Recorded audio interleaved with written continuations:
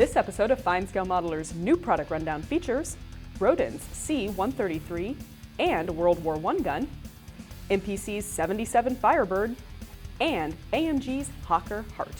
New product rundown brought to you by Hobby Zone USA, your source for hobby storage solutions, hard-to-find hobby tools, and aftermarket modeling needs.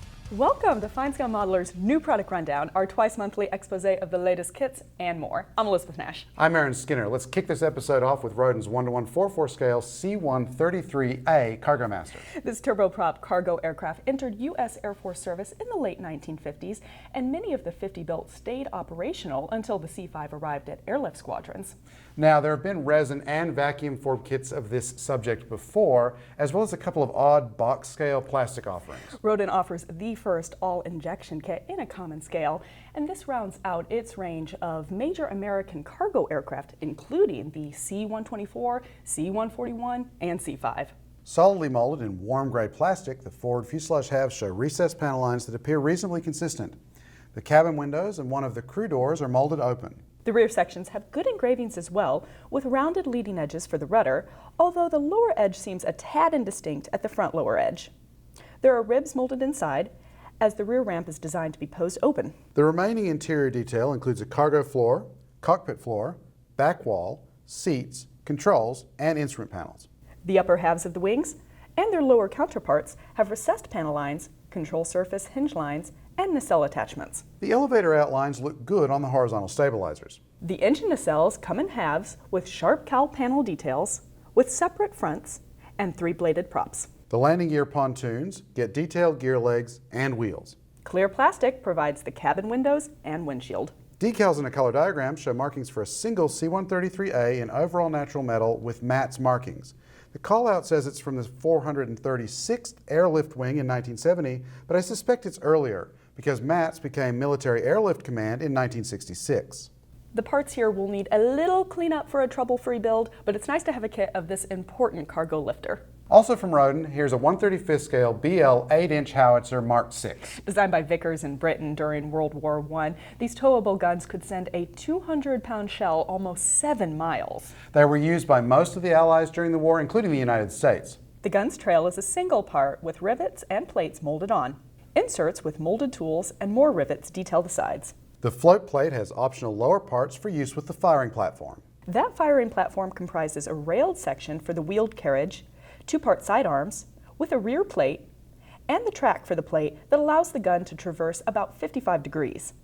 Plates at the front and brackets at the back lock the platform in firing position. A pair of wheels and other brackets allow the platform to be displayed in travel position. The gun has a separate inner sleeve for the two-part barrel. The hinge breech block has a separate inner section. The barrel sits in the cradle, which in turn sits into a multi-part carriage. Elevation wheels and equipment, as well as linkages, finish the gun's operational parts. Each of the howitzer's travel wheels come in halves with separate hubs and flexible vinyl for the treads. The limber is also included, with its own wheels and a stowage box. A small photo etch fret provides the maker's plate and other placards.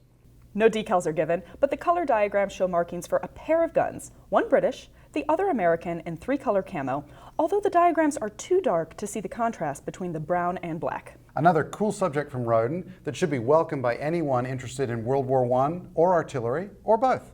From the creators of New Product Rundown, it's Scale Auto Car Corner. Welcome to Scale Auto's Car Corner, where we talk to you about the latest kits and accessories. I'm Tim Kidwell, and I'm here with Elizabeth Nash. Let's get started by taking a look at MPC's 1/25th scale 1977 Pontiac Firebird Trans Am. When this kit was initially issued, it came out when the car was new.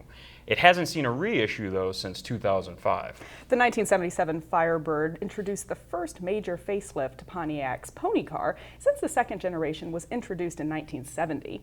The body is a single molding with engraved outlines for the doors and trunk, and open framing for the Firebird's characteristic taillights.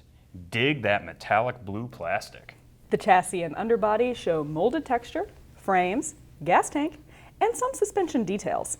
A separate part provides the exhaust, rear springs, axle, and differential. The separate hood features a cutout for the hood scoop, and there is an optional rear spoiler, as well as wheel flares, air dam, T-top panels, and of course, the front end with recessed headlights and grille. The V8 engine has a two-part block with sump, heads, fan, and more. A firewall and radiator wall the power plant. The interior comprises a tub with rear seats, two-part front seats, dashboard, and a steering wheel. A chrome-plated sprue supplies the fan, sump, heads, the headlights, the grills, and the wheels. The last are paired with plastic inner parts to sandwich soft vinyl tires with pad-printed Goodyear logos. A large clear insert supplies the windshield and rear glass, and there's red transparent plastic for the taillights. A nicely printed decal sheet provides stripes, logos, and the iconic 1970s Screaming Chicken in 3 colors to give you plenty of options for finish. Instrument dials are also included. This is a fun repop of an old kit. Look for a full review of this kit in an upcoming issue of Scale Auto Magazine. And you can see more new products in the June issue, on sale now. Excellent. If you like Between the Wars fighters, here's the kit for you. It's AMG's 1/48 scale Hawker Hart Mk.I. Nearly 1,000 Harts were produced, and they were widely used as light bombers in the 1930s. It also kicked off numerous variants, including the Demon, Audax, and Osprey. The Hart has been well serviced in 1/72nd scale, but this is one of the first in 1/48. Let's take a look. The moldings on the fuselage halves include fine recessed panel lines, raised and engraved rivets, and a nice rendition of the fabric over the ribs at the rear. The cockpit openings come as a separate insert. An optional part looks like we can expect a Demon or Hind in the future. The belly is also separate. The tailplanes are molded together with a separate elevator. Both have good stressed fabric texture and rib tapes. The lower wings are split into upper and lower halves and meet the fuselage with a spar piece that helps establish dihedral. The upper wing has a separate center section with upper and lower halves and separate ailerons. A spar keeps them together. The rudder is also separate. The cockpit includes side frames, cross members, bulkheads, controls, pilot and gunner seats, foot troughs, avionics, and an instrument panel with film dials and photo-etched bezels. The PE fret also provides control linkages, surface detail, gun sights, radiator screens, and oil cooler. The big two-bladed prop comes in 2 parts, and the wheels attach to an axle and sturdy legs. The interplane and cabane struts are nicely shaped. Decals provide markings for 3 bright Royal Air Force Harts, but the painting diagrams are a bit dark. Fortunately, the side of the box has illustrations that should be a big help. This is a welcome release from AMG and looks to be a fun project. Look for reviews of the Hart, Howitzer, and C-133 in upcoming issues of FineScale Modeler Magazine. And you can see more new products in the May issue, on sale now. Thanks for visiting FineScale.com. Hey, while you're here, stop by the Comback Hobby Store, where we're now carrying a few of Airfix's quick build kits. If you aren't familiar with these, they go together like Lego, but look like the real thing when complete. It's a great way to get kids into modeling. We're carrying the Harrier, Apache, and Challenger. Very cool. Thanks for watching. I'm Erin Skinner. And I'm Elizabeth Nash. Slow down. No. You're always No. you're like, were you training to be an noise? auctioneer? What was that noise?